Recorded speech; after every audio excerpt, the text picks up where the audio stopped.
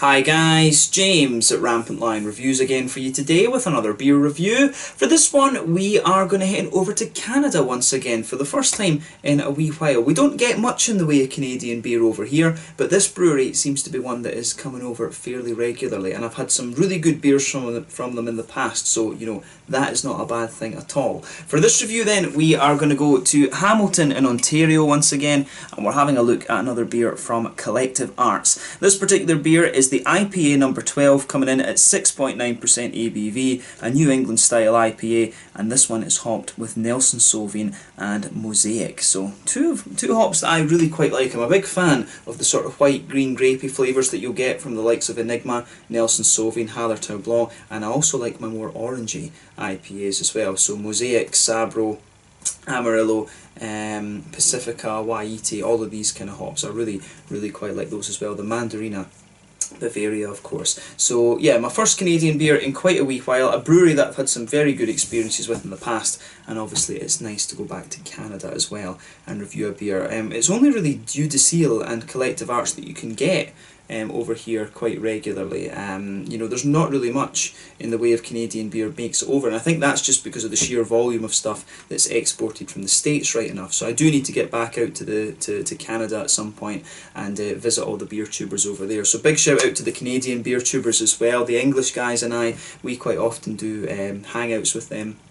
Usually once or twice a month actually, we do something with them, and they're all very nice guys, so make sure you go and check out the Canadian beer tubers as well. Lee Russell, Kerry, and all of these guys too. Hopefully I can get out there and share a couple of beers with them at some point. That's definitely something to do in the next couple of years. So yeah, let's see how we get on with this one then. The last beer that I reviewed from Collective Arts I think was the IPA number 8. I'm not sure if they released the 9, 10 and 11 here, but this one is the number 12, and it is mainly we get the Radio the Mothership over here as a regular beer through Systembolaget, which is really nice. It's actually a very good value beer, that one of the best bang for your buck beers that you can get in Systembolaget at the moment, and that is definitely worth checking out if you get the chance. But yeah, we'll see how we get on with this one. A 6.9% New England IPA with Nelson Sauvin and Mosaic hops. Looking forward to it. So as always with my reviews then, I'll tell you a little bit about the brewery before we taste the beer. If you want to get straight to the tasting, just fast forward. All the usual links are in the description below. That's the brewery website, the link to my other reviews that I've done from Collective Arts Brewing Company before. This must be review number 4 or 5 that I'm doing from this brewery. There's all the usual social media down there too. If you want to see more reviews, do please consider subscribing to the channel. The whole channel of course has a geography based tagging system, so you can go into the homepage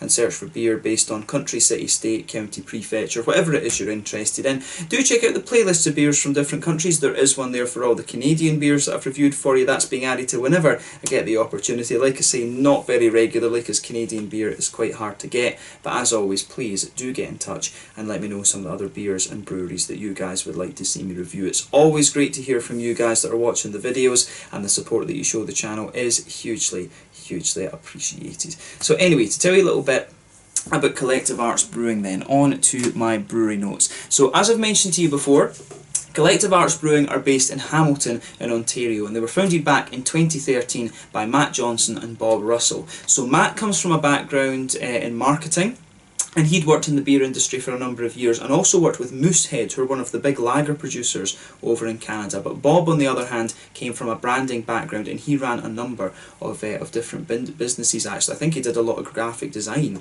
and things like that too, if I remember correctly. But the brewery are based in the former brewery of Lakeport Brewing Company, which is leased from the Hamilton Port Authority, and they share this facility with Nickelbrook Brewing, and it's known as the Art and Science Brewery. So the current brewmaster is Ryan Morrow, and he's also the brewmaster for Nickelbrook Brewing, and he's worked for them since 2006. And the whole idea behind this brewery was apparently to bring together local artists, musicians, filmmakers and photographers through the sociability of craft beer, hence the name Collective Arts Brewing. So they've got a number of art initiatives, and apparently over the years they've had 650 artists and musicians and things like that have been paid by this brewery for their contributions, be it performances, artwork for the beers, or whatever, you know, painting in the inside of the brewery and stuff like that. You know, they've helped 650 different artists and things, which is pretty cool. And apparently they've had somewhere in the region of 1,600 artists send stuff to them, which is pretty damn impressive as well. So yeah, if you go and have a little look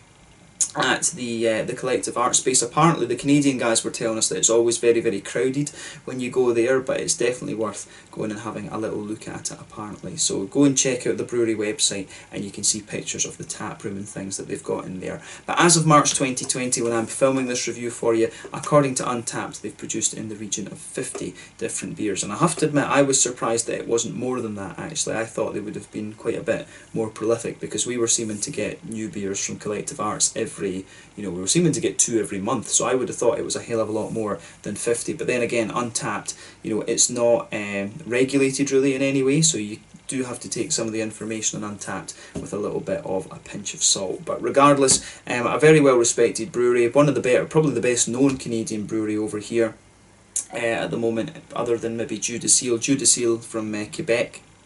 Have been known for a very long time, and we do get some of their beers quite regularly through the Systembo Lager range as well. But yeah, that's all you really need to know about Collective Arts Brewing for the moment. That's all I'm really able to tell you, to be honest. If you want to learn more, you can either talk to the Canadian beer tubers, I'm sure they'll fill you in, as well as teach you about some other very nice breweries over there. You can check out the brewery website, you can follow them on Facebook and Instagram to keep up to date with all the latest goings on, and if you are interested in all the different beers that they've done, you can check out the Rate Beer, Untappd and Beer Advocate pages for this brewery. So yeah, let's see how we get on with this one then. I'll just let you have a little look at the artwork on this one before we open it up. So as you can see, the artwork on this is from, it says it's from Scott Wise, who is from Toronto in Ontario in Canada, the same province over there.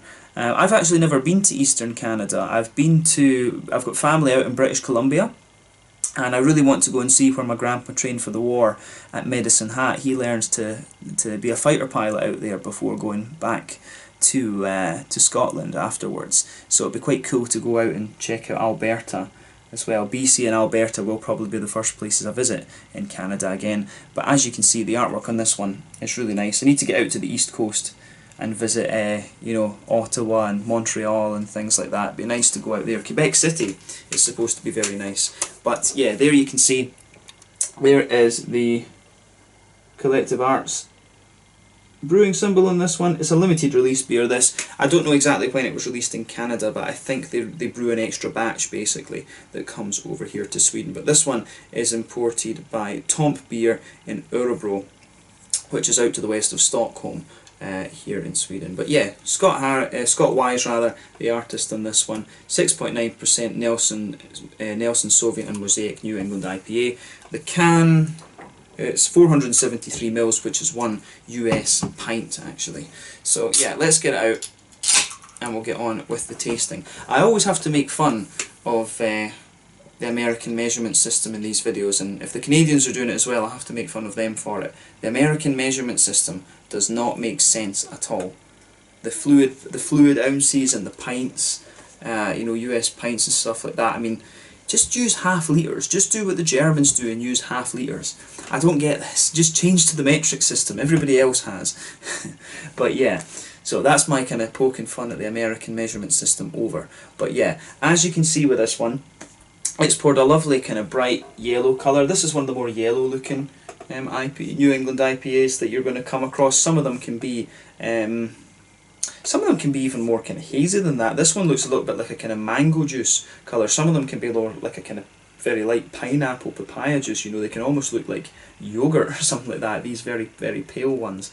But yeah, this one looks really quite nice. And I'll tell you straight away, as soon as you open this beer up, you do get that lovely green grapey and tangerine orangey note coming out of it. But yeah, lovely kind of bright yellow colour. You could see there was about a third finger of a frothy white head on this one. It was perfect white, but it's just faded away to be a very thin foamy layer. But in terms of appearances, this is pretty much what you would expect from a New England IPA. I would say this isn't the haziest of New England ones that you can come across. You can get ones that are just like soup, basically. You can see a little bit, just only a very, very little through this one, but still lovely looking New England IPA. There's nothing overly surprising about this beer in terms of its appearance. So let's have a little look at the aroma then and just see how we get on with this one. Oh yeah, so straight away, as I said, you get these white grapey, green grapey notes along with some of the oranges, but when you go closer into this one, it does come across really nicely. So the malt base first off. You can pick out a little bit of the more kind of pungent wheat in this, but I think this is one of these ones that's going to be really well balanced actually. You can get some of that, there's some smoothness to the wheat, there's also a little bit of the kind of bitiness that you can sometimes get. There's some lovely kind of oaky character in there as well, and you've also got a wee bit of a biscuity note, which is good. So you've got a really well balanced malt base. It almost comes across as being a little bit milkshakey, to be honest. Does it have lactose or anything? Does it say? It doesn't say on the can. Usually the Swedish ones and the Nordic ones, they always tell you whether they've got a bit of lactose in it, but there is something just slightly milkshakey about the aromas that you get out of this beer. It reminds me a little bit of some of the Ale Farm New England IPAs that we get from over in Copenhagen. I've not had one of those in ages though. But yeah, it's really nice, the aroma that you get out of this beer. Yeah, you have some really nice sort of, there is a little bit of that kind of milkshakey, almost slightly lactosey kind of thing in there, but mainly the malt base it's kind of wheaty, and it's smooth and wheaty on one end, a little bit bitey and wheaty on the other, a bit of oaty creaminess, and you've also got just a little bit of a biscuity note coming out of this one, a little bit like a McVitie's digestive kind of thing. But on the hoppy side of the beer, there's a good bit of floral aromaticity coming out of this one, and both the hops in this beer are pretty damn high in terms of their alpha acid content. I'm sure that Nelson Sauvin is about 14% alpha acid, and I think Mosaic is like 13, if I remember correctly. So both of the hops that are in this are beasts when it comes to that regard. But then the whole bitterness thing, it depends when in the boil you add them. If you add them, the later in the boil that you add the hops, the less bitterness you're going to get out of them. And of course some of it, if you add them later on in the boil, it's more about flavour and aroma. So I'm not sure exactly what to expect from this beer in terms of bitterness, but it does have a good little bit of a floral, a big floral aromatic note out of it. Some lovely grassy qualities in there as well, and those complement the more light grapey notes from the Nelson Sauvin, because you really get those. At the front of the nose it's all about the kind of green grapey notes of Nelson Sauvin, and at the back of the nose it's the more kind of floral notes. When I go into it closely, I don't get so much of the sort of tangerine notes that you'd expect from the Mosaic, but when you open the beer up you really do get a good hit of that juicy orangey tangerine. There is a wee bit of it, but I think the Nelson Sauvin is a little bit more prominent, and the more that I smell this beer, the more I start to get a little bit of that oaty, milkshakey, slightly almost lactosey smelling kind of thing out of that. But I don't think it is quite lactose. I just think it is very, very kind of creamy oats, and I think it depends on whether you add flaked oats or exactly what you do. I mean, it's good chemistry to have the oats kind of crushed and flaked and things like that, greater surface area and all of that, but I think it depends on very much on what type of oats you can use. I think some breweries even use oatmeal in some of their beers, and maybe it could be that there's a little bit of an oatmeal in this one to give it that kind of smoother, sweeter kind of note actually. I'd be curious about that. But take a little bit of time and enjoy the aroma of this beer. For me, very kind of smooth, slightly sweet in its malt base, and it's got some lovely juicy green grapey notes. The Mosaic I don't notice too much in the aroma, I have to say, but some people might. So let's have a taste of this one then and see how we get on. This one is the IPA number 12 with Nelson Sauvin and Mosaic from Collective Arts Brewing Company in Hamilton over in Ontario in Canada. Let's get stuck in. Sláinte, skål.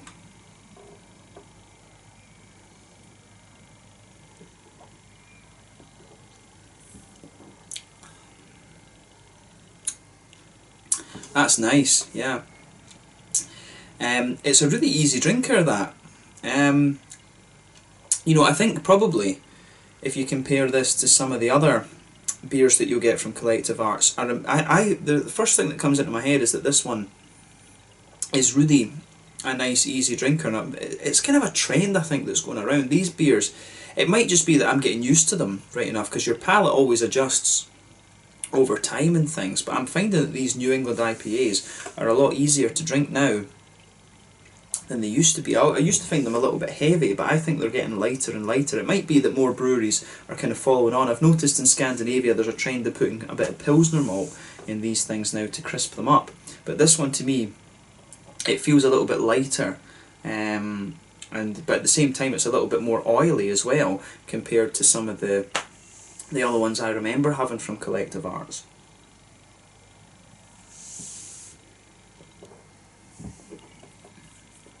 I will say straight away, I do like this one. It is very nicely done. But having had a good few IPAs now from this brewery, it's not really surprising. I do like the artwork on that, the little octopus. It's pretty cool. But yeah, this is another solid IPA from Collective Arts.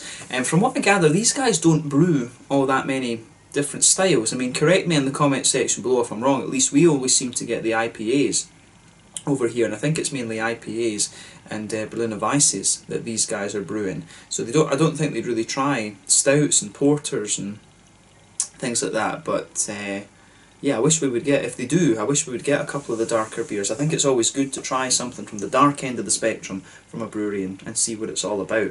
But in terms of IPAs, you know, if you like this style, Collective Arts are not going to put you in the wrong direction. Like I said, Radio the Mothership is one of the regular range in Systembolaget over here, and it's a really good value, bang for your beer buck. It's very, very nice, and I think the cans are like 35 kroners, which is, I don't know what that would be in Canadian, but it's about, you know, it's about €3, €3.50 for a can, which is pretty good for a double IPA.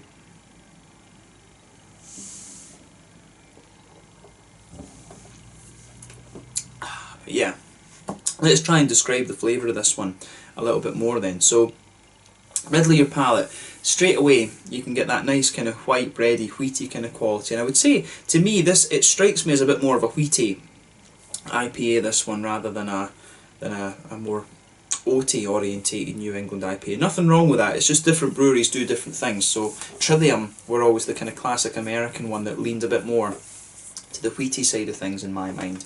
But yeah, you get that lovely kind of wheaty base to the beer. It smoothens out a little bit the further you go into the aftertaste. You can feel the sort of bready qualities, the white bready qualities just thickening up a little bit as you go further into the aftertaste, but it's really nice.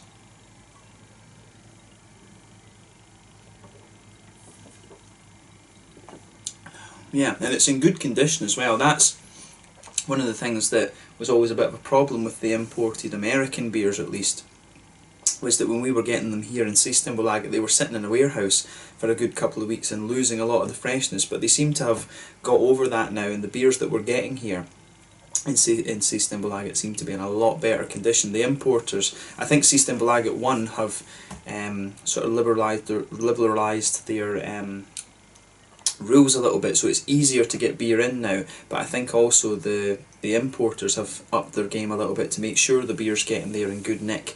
So that's always a good thing, and we're getting this beer just, I think, at very good condition at the moment. I mean, I always think with the New England ones, you have to let them be in the can for about 2 weeks, otherwise you're just going to get green out of them, but this is in really nice condition just now. Incidentally, 30th of March 2020 that I'm reviewing this one. So yeah, so as I say, the wheatiness, that blankets the middle of your tongue. If you go towards the back of the palate, it's got a little bit more of the bitiness there. Going by the mouthfeel, I don't think there's Pilsner malt being added into this one. It doesn't quite have that kind of crispness at the back of the palate, but as you come further forward on the tongue, you can feel the wheatiness just sort of thickening up a little bit. And you can get a little bit of the kind of thicker oatiness at the front of the front part of the palate as well. There's a little bit of a kind of biscuity quality in the middle of the palate too, but it's quite light. It's not quite as digestive-y, McVitie's digestive-y as I thought it was going to be. But I really like how this all goes together. I mean, it's the malt base really does its job. It's nice and light, and it's quite crisp, and I'm just interested in it because it doesn't seem to have the kind of Pilsner malt quality that I was expecting based on the aroma. It's giving me a little bit of gas there. But yeah, I like the way the malt base goes together in this one is really solid. So let's focus on the hoppy side of the beer now.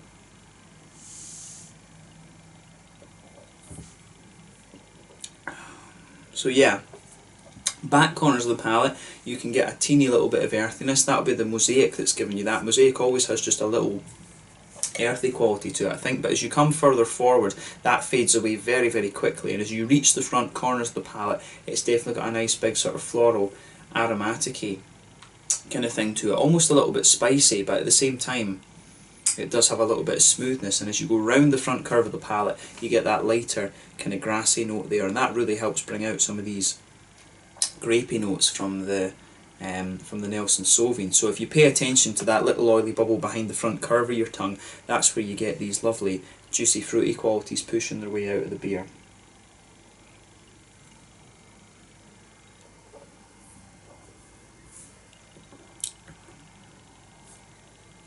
So yeah, this one, it really is very kind of straight up in that regard. You've got the sort of Nelson Sauvin white grapey thing, that sort of forms, it sort of blankets the whole front of your palate, but it comes out, it's a little bit more prominent, you can feel it in the aftertaste, just on the very edge of your tongue, but I think the Nelson Sauvin is forming the kind of backbone of the fruity part of the beer, and then on the front kind of edge of the tongue, that's where you're getting the more orangey, tangerine notes from the Mosaic, and if you go into the very kind of front centre tip of your tongue, there's a wee teeny bit of like a blueberry or something, which is nice, and that's one of the really interesting little subtleties you can get from Mosaic sometimes. So I mean, what I would say about this beer generally is that it's a very kind of straight shooter. If you know what to expect from Nelson Sauvin, and you know what to expect from Mosaic, and you know what to expect from a New England IPA, this one just kind of does everything that you want. It's not really a surprise, this beer, it's just a nice straight shooter, and it's easy to drink. I mean, it's not going to blow the head off you by any stretch of the imagination. It's just a really nice, well done beer, and you can't knock it at all for that. You can't really fault it in any way for doing this. So a really, really solid New England IPA, this one. Nothing surprising, but just very nicely done. So thumbs up to Collective Arts for this one. I think it's fair to say this probably isn't the boldest and most kind of random beer that you're going to get from this brewery, but it's really damn good, and you can't, you know, you can't take anything away from it on that basis. It's a really solid New England IPA. If I compare it to other ones, it's got some of the smoothness that you would get from like an ale farm New England IPA over in Denmark, but it's got a little bit more of the kind of crispness that you might get from Amundsen in Oslo in Norway. It's got a little bit of that to it. It's really got a nice kind of, the mouthfeel of this one I think works out very, very nicely. So in terms of the mouthfeel then, we've talked about the flavour. I'd say that this beer is it's at the bottom end of mid-bodied. It's almost, you know, it really has a nice wetness to it. The carbonation is really smooth. The mouthfeel is well balanced between being oily and a little bit wetter. And then on the hoppy side of things, it's, in terms of IBUs, I think we're talking about 40-ish with this. It's got a little bit more bitterness, I think, than just the standard 30. I think maybe 40, it could be 50 at a push. I would be tempted more to say 40. And that's because both of the hops in this are a little bit more high alpha acid, sort of 13-14% I think. But yeah, the malt base is mainly quite smooth. It's got a little element of creaminess to it. I'm not sure if it would be oatmeal. I think there might be a little bit of oatmeal in here just to smoothen it up a little bit. You can kind of feel that behind the kind of front fruity part of your palate. You can just feel a little bit of that oatmeal-y quality in there, and then the fruitiness in this beer. It's got a juicy element to it as well, but I actually find it quite oily, and I think it's just the nature of the kind of green grapey sort of gooseberry quality that you get from Nelson Sauvin, and the tangerine oranges as well. So it works really well. It's got a nice big oily fruit quality to it, this one, but at the same time the beer itself comes across as quite smooth and crisp. It's a really interesting balance in the mouthfeel here for me. So yeah, just a really well done beer, this one. Not surprising if you're familiar with the style or the two hops that are in this beer, but just really nicely done. I think that's a good way to sort of sum this one up. So yeah, let's leave it at that for this one. This one was the IPA number 12 from Collective Arts Brewing in Hamilton in Ontario over in Canada. A really solid New England IPA, so give it a go if you get the chance. Thank you again for watching my beer reviews. Until the next time, please like, subscribe, share, all the usual YouTube stuff. Let me know your own thoughts on this beer in the comment section below. Let me know what your favourite beers are from Collective Arts Brewing as well. Do let me know some of the other Canadian breweries that I should check out from all the different provinces and territories. I would love to try more, but like I say, it's just a little bit difficult to get a hold of some of these, but hopefully I can get out there again in the next few years. But definitely nice to return to Canada for the first time in a wee while, and I hope that you guys have enjoyed this one. The IPA number 12 from Collective Arts Brewing, Hamilton, Ontario, over in Canada. Slàinte, skål, cheers.